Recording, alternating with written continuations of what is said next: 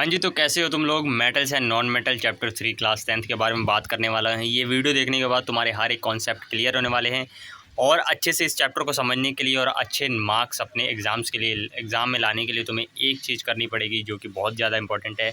Science को पढ़ने का तरीका मैं तुमको बताने जा रहा हूँ। सिंपल से क्या करना है, इस वीडियो को देखने से पहले तुम एक बार इस चैप्टर को रीड कर लो। जो भी चैप्टर पढ़ रहे हो उसको एक बार रीड कर लो। तुम्हें ना कुछ समझना है ना कुछ उसको अंदर कुछ समझने की कोशिश करना है। बस तुमने सिंपली क्या करना है कि उस चैप्टर को जाके जैसे मेटल नॉन मेटल पढ़ रहे हो तो उसको एक बार सिंपली रीड कर लो और उसके बाद ये वीडियो आके अच्छे से इसको समझो, ऑल कॉन्सेप्ट्स इसके समझो इस वीडियो के द्वारा। उसके बाद तुमने क्या करना है, इसके नोट्स बनाने हैं और उसको दोबारा से जाके आप डीपली रीड करना है इस चैप्टर को और तुम्हें हर एक चीज़ समझ आने वाली है। और बात रही इक्वेशंस की, जैसे रिएक्शन के इक्वेशंस आते हैं उसको पढ़ने के लिए तुमने क्या करना है, उसको याद करने के लिए क्या करना है, इसके एक 10 रुपये की इसके लिए अलग कॉपी लगा लो। सारे रिएक्शंस उसके अंदर आ जाएंगे और सोने से पहले, उठने के बाद या ब्रश करते टाइम अलग अलग टिप्स मैंने बता रखी है पिछले वीडियो में, एसिड्स एंड बेसिस सॉल्ट वाले चैप्टर के लास्ट वीडियो में, जो कि छोटा सा वीडियो है। उसको जाके देखो, तुम्हारे पढ़ने का हर एक तरीका, हर एक चीज़ याद करने का तरीका, कैसे पोस्टर्स बनाने, ये सारी चीज़ें मैंने उसके अंदर बता रखी है। इस चैप्टर को स्टार्ट करते हैं और जो चीज़ें मैंने बताई है उसको अगर तुम फॉलो करोगे तो तुम्हारे लिए बहुत ही अच्छा होने वाला है। मेटल नॉन मेटल को अच्छे से तुमको समझा दूंगा। बाकी तुम्हें दिमाग में बैठाना कैसे है, समझ तो हर एक चीज़ आ जाएगा, दिमाग में बैठा के रखना है, एग्ज़ाम तक लेकर जाना है दिमाग के अंदर, ये नहीं कि भूल जाना है। उसको करने के लिए तुम्हारे हाथ में है। मैं तो समझा दूंगा, हर एक चीज़ समझ आ जाएगा, अभी तुम्हें मज़ा आएगा, पर एग्ज़ाम के टाइम पर भूलो ना। इसके लिए जो मैंने बताया वो तुम्हें करना होगा। तो स्टार्ट करते हैं क्लास 9 से। In class 9 you have learned about various element, यानी कि क्लास 9 में हमने बहुत सारे एलिमेंट्स के बारे में पढ़ा है। पीरियोडिक टेबल के अंदर हमें पता है 118 एलिमेंट पाए जाते हैं। You have seen that elements can be classified as metals and non metals on the basis of their property. और हमने देखा है कि पीरियोडिक टेबल के अंदर मेटल एलिमेंट्स को हमने दो चीज़ों में बांट रखा था, मेटल्स एंड नॉन मेटल्स में। और एक और प्रॉपर्टी बनाई थी जिसको हम मेटलॉइड्स कहते हैं, पर अभी उसको हम नहीं पढ़ेंगे। सिर्फ हम फोकस करेंगे मेटल्स एंड नॉन मेटल्स पे, जो कि हमने पीरियोडिक टेबल के चैप्टर में पढ़ रखा है। दिस यानी कि think of some uses of metal and non metals in your daily life. और सोचो, इस्तेमाल सोचो मेटल्स और नॉन मेटल्स का तुम्हारी डेली लाइफ में। सिंपल सा तुम्हारे कोई एग्जांपल दिखेगा, तुम्हारी जो गाड़ी है मेटल्स की बनी है, तुम्हारी जो गाड़ी का सीट है वो नॉन मेटल का बना हुआ है, तुम्हारे जो हमारे सीढ़ियाँ हैं, रेलिंग्स हैं, वो मेटल्स की बनी हुई हैं। जो हमारा जो हर एक चीज़ हम मेटल्स और नॉन मेटल्स से घिरे हुए हैं हमारी डेली लाइफ के अंदर। What property did you think of while categorizing elements as metals and non metal? और तुमने किस बेस पे मेटल्स को और नॉन मेटल्स को अलग अलग किया है? जैसे कि हम कैटेगराइज करते हैं कि कोई भी चीज़ हम कैटेगराइज करते हैं, जैसे कि हम अच्छे और बुरे को कैटेगराइज करते हैं। तो अच्छे को हम क्या कहते हैं, लोगों की मदद करता है, अच्छे अच्छे काम करता है, तो उसको हम अच्छा कहते हैं। कोई बुरा है तो हम बुरे की कैरेक्टरिस्टिक्स बताते हैं कि बुरा है, कि चोरी करेगा, ये वो करेगा तो बुरा होगा। ऐसे ही तुम बताओ कि मेटल्स को क्या क्या प्रॉपर्टी उसके अंदर देखा कि तुमने उसको मेटल बोला, और नॉन मेटल के अंदर क्या क्या प्रॉपर्टी देखा जिसको हमने नॉन मेटल होता बोला। How are these properties related to use of these element? और ये प्रॉपर्टीज़ कैसे रिलेटेड हैं इनके यूजेस से?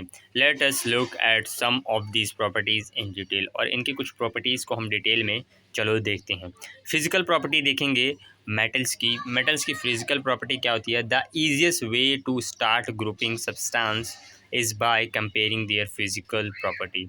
कोई भी चीज़ को कैटेगराइज करने के लिए, एक ग्रुप में डालने के लिए सिंपल सा हम पहले हमेशा नज़र किस पे पड़ती है? फिजिकल थिंग पे, यानी कि जो चीज़ आँखों से दिख रही है। जैसे कि अगर तुम्हें कुत्ते और बिल्ली को एक ग्रुप बनाना है और कुत्ते बिल्ली एक साथ खड़े हैं, तो तुमने क्या देखना है? कुत्ता है, उसकी पूँछ है, वो थोड़ा सा उसका मुँह लंबा सा होता है, तो ये कुत्ता है, तो इसको साइड कर लिया हमने। बिल्ली को क्या देखेंगे? बिल्ली की मूँछें होती हैं और बिल्ली का जो चेहरा है वो अलग तरीके से होता है, कुत्ते का अलग होता है, तो हम कैटेगराइज करेंगे। ऐसे ही मेटल्स के बारे में हम चीज़ें देखने वाले हैं। Let us study this with the help of the following activity. कुछ एक्टिविटी करेंगे, उससे हमें ये सारी चीज़ें समझ आ जाएगी। For performing activity 3.1 to 3.6 collect the sample of following metals. ये एक्टिविटीज़ करने से पहले कुछ सैम्पल्स है जो तुम्हें कलेक्ट करने पड़ेंगे। पहली चीज़ है आयरन, दूसरा है कॉपर, तीसरा है एल्यूमिनियम, चौथा है मैग्नीशियम, पाँचवा है sodium, lead, zinc and any other metal that is easily available. ये सारे मेटल्स और साथ में कुछ और मेटल्स जो ईजिली अवेलेबल हों वो तुमको लेकर इकट्ठे कर लेने हैं और एक्टिविटी को स्टार्ट करना है। एक्टिविटी क्या है कि 3.1 एक्टिविटी में हम देखेंगे कि sample of iron, copper, aluminium and magnesium को हमने लेना है और note the appearance of each sample, और उसकी अपीयरेंस कैसा दिख रहा है वो हमने नोट करना है। Clean the surface of each sample by rubbing them with sand paper and note their appearance, और उसको पहले साफ़ करना है सैंड पेपर से, उसके बाद उसकी रीडिंग लिखनी है। Metal in their pure state have a shiny surface, this property is called metallic lustre. Metallic lustre क्या होता है? जो भी मेटल होता है अपने प्योर फॉर्म में उसकी शाइनी अपीयरेंस होती है, और शाइनी अपीयरेंस के कारण उस शाइनी अपीयरेंस की प्रॉपर्टी को हम क्या कहते हैं? मेटेलिक लस्टर कहते हैं। एक्टिविटी 3.2 में हम अब बढ़ते हैं, यानी कि एक्टिविटी 3.1 से तुम्हें क्या समझ आ रहा है कि अगर कोई मेटल है और वो अपने प्योरेस्ट फॉर्म में है तो वो शाइन करेगा, और उस शाइन को हम क्या कहते हैं? मेटेलिक लस्टर कहते हैं। और मेटेलिक लस्टर हर एक मेटल का अलग अलग होता है, कई मेटल ज़्यादा चमकते हैं, कई मेटल्स कम चमकते हैं। इस मेटेलिक लस्टर को वर्ड को याद रखना क्योंकि आगे हमारे काम आने वाला है। एक्टिविटी 3.2 से हमें क्या देखने को मिल रहा है? हमें small piece of iron, copper, aluminium, magnesium, try to cut, इन सब को कट करने की कोशिश करना है एक एक करके, these metal with A sharp knife and not your observation, और काटने की कोशिश करना है शार्प नाइफ से, और अब जो अपनी ऑब्जर्वेशन बताओ कि कौन सा कट रहा है कौन सा नहीं कट रहा है, ऐसी ऑब्जर्वेशन तुम्हें बतानी है। Hold a piece of sodium metal with a pair of tong, यानी कि चिमटे से तुम्हें एक सोडियम मेटल को पकड़ लेना है, और यहाँ पे वार्निंग दी गई है कि always handle sodium metal with care, यानी कि केयर से सोडियम मेटल को हैंडल करो, क्योंकि पानी के साथ सोडियम लगते ही एक्सप्लोजिव रिएक्शन करता है, जो कि तुमने अगर लैब में कर रखा है तो देखा होगा, वरना यूट्यूब पे तुम देख सकते हो। Dry it by pressing between the fold of filter paper, और उसको ड्राई कर लो क्योंकि उसके अंदर मॉइस्चर नहीं होना चाहिए। Put it on a watch glass and try to cut with a knife, what do you observe, यानी कि तुम सोडियम को एक जगह रख के या वॉच ग्लास पे रख के उसको काटने की कोशिश करो, क्या देख रहे हो कि सोडियम आराम से कट जाता है। तो सोडियम एक मेटल है पर वो आराम से केक की तरह कट जाता है, यानी कि ये उसकी एक क्या है? प्रॉपर्टी है। You will find that the metal are generally hard, यानी कि जनरली आमतौर पे क्या होता है कि मेटल्स हार्ड होते हैं, पर the hardness varied from metal to metal, पर जो हार्डनेस होती है मेटल्स की वेरी करती है मेटल टू मेटल। जैसे कि सोडियम होता है वो हम चाकू से काट सकते हैं, पर जो आयरन होता है उसको हम चाकू से काट नहीं सकते हैं। उसके बाद एक्टिविटी 3.3 पे बढ़ते हैं। Take piece of iron, take pieces of iron, zinc, lead and copper, हमने पीसीस लेने हैं आयरन, कॉपर, जिंक, लेड के। Place any one metal on a block of iron and strike it 4 और 5 टाइम्स विद हैमर, और हथौड़े से उसको मारना है।